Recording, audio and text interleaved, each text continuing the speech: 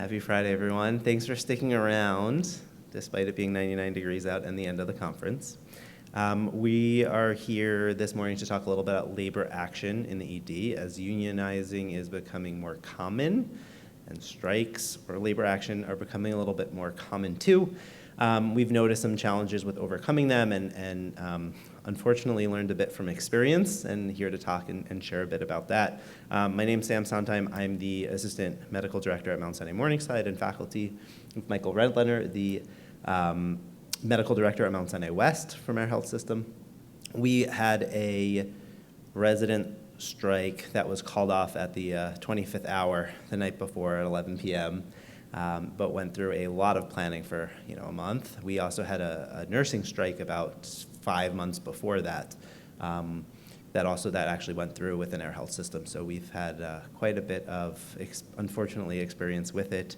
Laura Ivacoli is here, who's the Chief Medical Officer at Elmhurst Hospital in Queens, and was pretty famous for a little while when 170 residents actually went on strike for the first time in a while in May. We have no financial disclosures.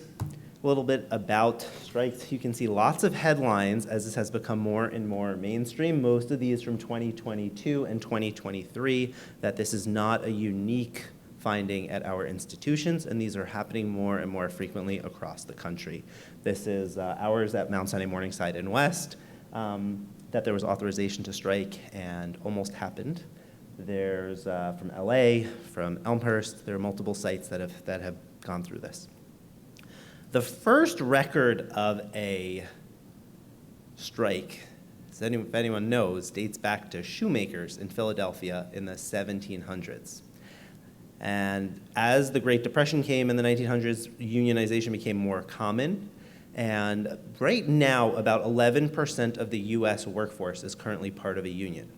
In terms of healthcare, about 13% of healthcare workers are part of a union as of 2 years ago. That was the most recent data I could find. But there is belief that since COVID, it has increased even more. Currently, there are over 31,000 residents who are part of a union of CIR, Committee of Interns and Residents, part of SEIU. And that represents more than 20% of residents across the country. There has been multiple recent votes at different institutions to unionize, and the vote to move forward with it has often been as high from all above 75 to 80% and as high as 96 and most recently a 92% vote to move forward to unionize. So it's really showing the power that this is not like a 51-49, but almost all residents at the institutions who have voted have all been in favor for it.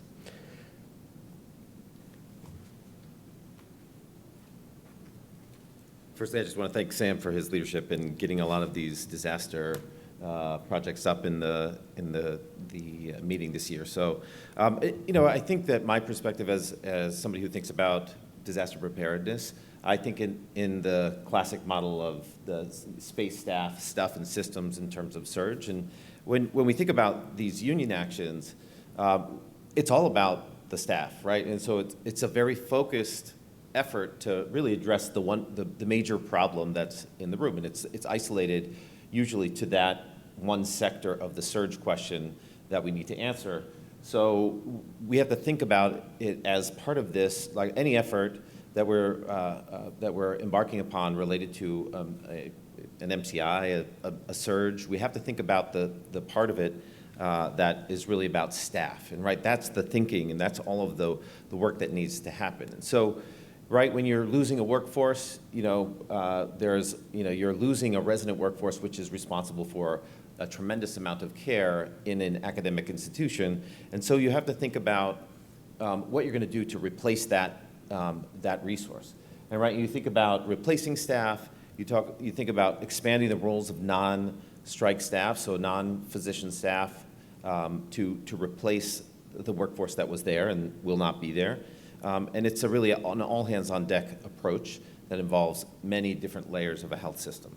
The other important thing to think about is, right, how are you going to decrease the demand on the system, right? When you don't have the people to take care of the patients that you're required to take care of, you're going to have to think about things like patient transfers and patient rapid discharges, different types of admission decisions than you normally would have to.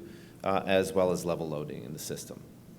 I'm going to turn it over to Dr. Avicoli, who's going to kind of take us through the last kind of elements of what happens when a strike is called, and or when they're threatening to go on strike. So, Dr. Avicoli. So, just to be clear, when this came to light that a strike might happen at Elmhurst, we did start planning at the time that we even heard that it could be a possibility. So this was May 2nd that we heard it could be a possibility. And we started planning on May 2nd. The strike was actually called on the 22nd of May. And the 10-day notice was given on the 12th.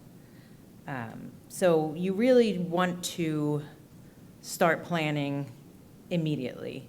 You want to gather all of your departments. You want to granularly find out what is going to be needed to be replaced. And actually, I'll go to that slide. And what is going to need to be the tasks that are going to be needed to be replaced. So this is what we did. So we had all of our departments that were going to be missing, providers, what coverage we could do internally by pulling people from other areas, by redeploying, and then what the needs were still, what was still open and needed to be, needed to be sourced. And then on the other side, we have, all of the different roles that needed to be kind of redeployed. So if there's a provider, in Michael's case, the nurses weren't able to be, were on strike, and they needed to fill the roles of the nurses by the people that were actually working. So you can see all the different roles up there and how they filled them. There was a lot that needed to be re-educated. For Elmhurst, it was 170 residents that didn't show up on Monday morning because they were on strike, and the attendings had to take over. So we quickly realized that the attendings aren't the front line. They needed to be re-educated and reminded about certain things. So running codes, we had to do very short sessions when we realized that the strike potentially was coming. On ACLS, 3-hour short courses to re-educate everybody. We had to do tape electronic medical record training, and we let them take the trainings around, how to admit, how to do notes, how to did the discharge process, how to put in orders. I mean, all the things that you don't really think about that this particular workforce so much does. That the attendings are a little more hands-off, and some of them hadn't done these things in so long. So there were these trainings that were developed when we realized this was coming down the pike, and then we had to actually get everybody trained as it became more of a reality. So you actually don't start the day that the strike happens. So Friday before the strike, we realized there's going to be the demand supply mismatch is going to be too high. So we actually started all of the things that Michael mentioned 3 days prior. So we start the transfers in. Anything that wasn't an emergent transfer in, we actually stopped the transfers in as much as we could to decrease the supply. The admissions, we changed admissions so that the affected services wouldn't be getting certain admissions, and we can offload them onto other admissions. We got our level loading processes in place, so not only were we level loading within the hospital, we got the processes in place to be able to level load to other hospitals as well. So all of this was to decrease demand. So even though prior to the strike we had increased supply by redeploying from other areas. We increased supply by pulling from our sister facilities within the health system. We increased supply by pulling from our Mount Sinai partners. And then we increased supply by pulling from locums. It still wasn't enough. We still had a mismatch of demand and supply. So that's why we had to then decrease demand on the other side. Messaging is the hardest part of any disaster, so we had to do internal messaging and external messaging. Internal messaging was the 3-day meetings that we had with clinical leadership to make sure everybody was on the right page with, the workflows that were changed. We had messaging with our central office partners who are helping us with the level loading, with the regulatory aspect, with the HR aspect, with the labor aspect, and with making sure that the outside staffing was showing up. We had messaging with all house, so we had to send out daily text messages, all house. We had alertus tickers on our computers. We had daily webmaster emails go out to everybody just to make sure everybody was on the same page and knew what was going on in the moment. And then you have to, communicate with your external partners. Joint Commission wanted to know what were our plans, what were our pre-plans, what were our plans in the moment. Department of Health, same thing. They wanted to know very granular staffing levels. They actually showed up. They walked the floors. FIDNY, we were in constant communication with around whether or not we needed to go on diversion, and Greater New York as well, just to keep them updated, and Office of Emergency Management. So it's a lot of communication. That's really a lot to do. And then the demobilization aspect. So Monday morning, the strike was called. We actually started putting the plans into place Friday before the strike that we had worked on for weeks. Monday, the strike was actually called. We continued with our plans that we had put into place on Friday on increasing supply, decreasing demand. And when the strike was over, we didn't just shut everything off. It was over on a Thursday. We didn't actually return to normal operations until Tuesday after. We kept our locum staff. We kept the rapid discharge process in place. We kept we turned transfers back on, and we resumed normal operations around our admissions processes. But we slowly went back to normal operations. We didn't just shut everything off and just go back to everything right away. And Susie, my chief wellness officer, is here, Dr. Bentley. I think the hardest part after the strike was the biggest lift was our Helping Healers Heal team. There were a lot of emotions, there were a lot of feelings, and getting everybody united, welcoming everybody back with open arms, making sure everybody was working as teams, and everybody processed what happened and went back to normal daily operations was a huge lift. As you can see, debriefings, wellness rounds, team building, so much work was done.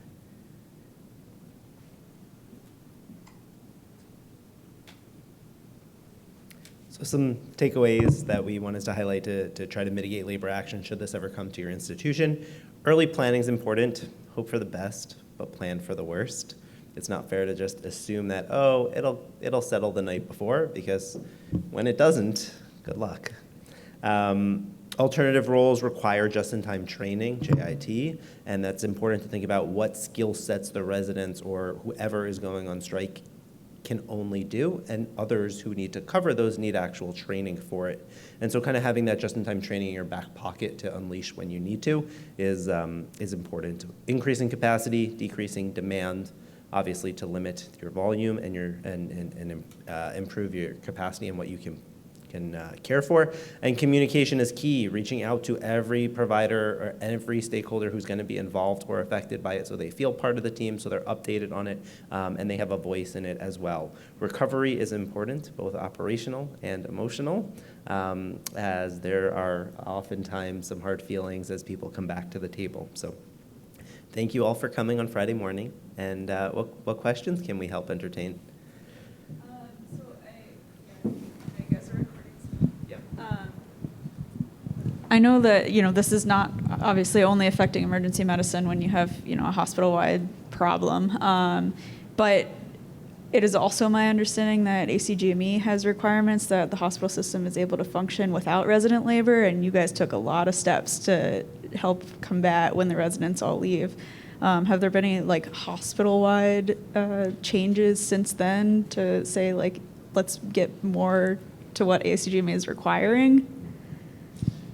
Interesting. I'm not familiar with the details of the ACGME specific requirements around like what the hospital is expected to do. However, what I would say is that the reality of life in an academic institution is that there is a significant workforce and component that residents fulfill within the hospital, and they are part of a team of people that should be able to take care of things on their own. But I think that when you're used to working with the staff that you've got, you use them to the fullest. And I think that adjusting to life without a group of people who suddenly are not in the workforce is really hard. I would just stress one thing or two things. One is that the plans for labor action kind of should exist in the institution, and there are like key triggers that happen. And I think that the intensity of those last 10 days of fitting the operational pieces together to figure out who's going to be, what doctor is going to be on what shift when, because we don't have it, and what does the system need to do to support, the kind of clinical operational realities. So it's a good point. I'll look into that. I don't know, Laura, if you know about the ACGME specific requirements. No, I don't, but I think it's a really good point and something that I guess, we didn't think of in blue skies when there wasn't an event going on of, when was the last time, this other role that, is played in a completely different capacity in the hospital had done the resident role. And, we started to really think about where the gaps were and what they were going to be able to, fill in. I think that perspective is the reason that a lot of people are unionizing in general is we are all aware that it's supposed to function without residents, but it's definitely not. Yeah. That's the tension between being a trainee and a training program, where you're a smart, cheap workforce, and and the hospital relies on that workforce, and maybe the requirements are that they shouldn't. And again, I think the other thing I would just say, and it's really important. We didn't talk about any of the interpersonal. Oh, Laura talked about the interpersonal stuff, but the interpersonal stuff, when you're an attending or you're a resident or you're a nurse, it depends. You don't really know how to feel. So I think the communication needs to be very clear. It needs to be instructed from the top about the balancing what people need in their lives to be successful and fulfilled and not burnt out, and to make sure that the hospital works and takes care of patients.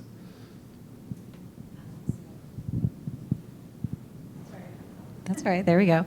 So this is just very powerful because we had at Stanford over a week-long nurse strike, and then we had our residents unionize, and this was a major priority of the institution. And from the emergency management perspective, I was impressed. They were very powerfully motivated to take this seriously. We had the same exact thing about the number of, and I say this as myself, a dinosaur, attendings who just were like, how do I use the phone? More on the inpatient side, our ED docs weekly deal with our residents. But one thing that I have struggled with is being so impressed by that motivation, and then this phenomenon of sort of inpatient and executive amnesia that kicks in as soon as the threat is lifted. So have you been able to have any wins that you've kind of been able to keep that motivation to, we want to have a deeper bench of people trained to be medical directors for our incident command, and again, that just oh, the threat is gone, I've forgotten. So Yeah. Do you want to answer? Yeah, the answer is not going to be great. I think we've all kind of fell into that boat. I think there's more awareness as we've dealt with our boarding crisis and come up with some mitigation strategies and discussed it. There is support from other services, but I don't think it's to the point that we really learned our lesson from these and fully have a great plan in place were this to happen again, that we could just turn it on within 24 or 48 hours. It would still take weeks of planning to move forward from my perspective. Yeah, I absolutely agree. And, to the point of weeks of planning, and not exactly to answer your question, but I just want to make another point that when you hear that this could be coming down the pike, don't be in denial. Worst case scenario, you plan for you hope for the best, you plan for the worst, and it doesn't happen. And, that has happened in the past. But the worst thing you can do is say, oh, it's not going to happen, it's not going to happen, it's not going to happen, and then it happens. And, this is the one disaster that you actually have a little bit of lead time. So try to put those processes in place that we talked about. And if you don't have to use them, you don't have to use them. Yep. All right. Do I have 3 seconds? No, I just wanted to make a little bit of a different point, which is I think that the basic structures are there, like from our emergency management perspective, like, what are the steps that need to happen? But there are definitely some, like, the tools that we use were not implemented right in some cases, and we'll just need to learn those lessons and change the way that we're prepared and plan. Like all things, we have a little bit of amnesia, but I think that some of those structures are there.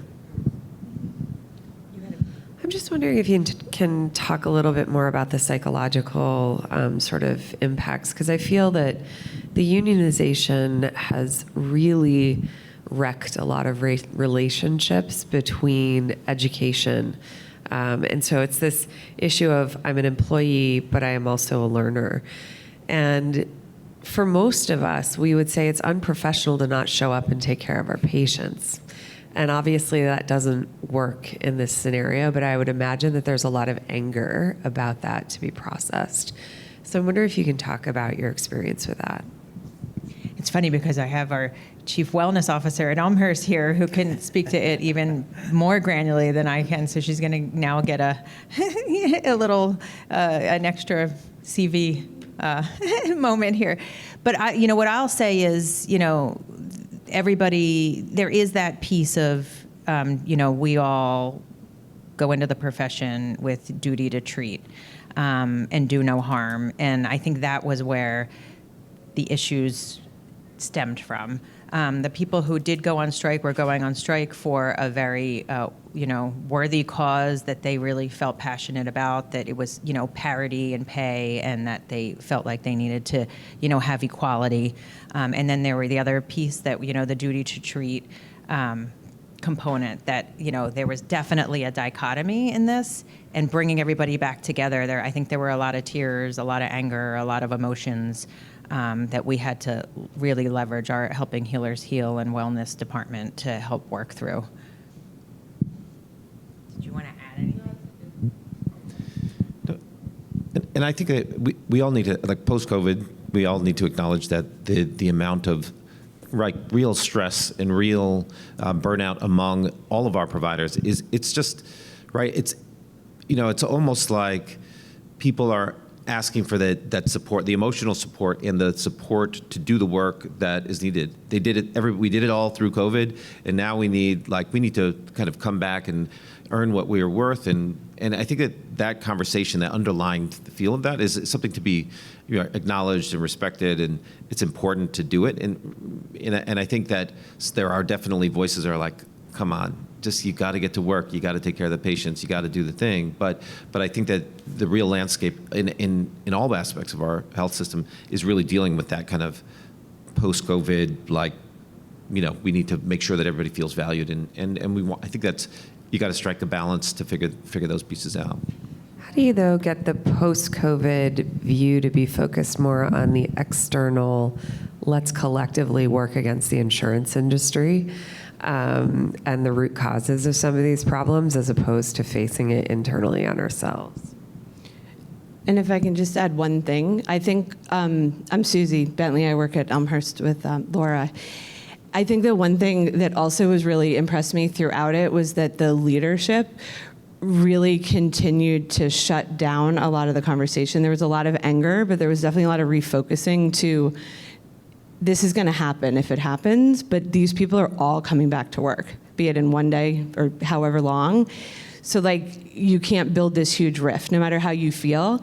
But it was all very above board that this was a terrible situation on both sides, but that everybody was going to have to come back together.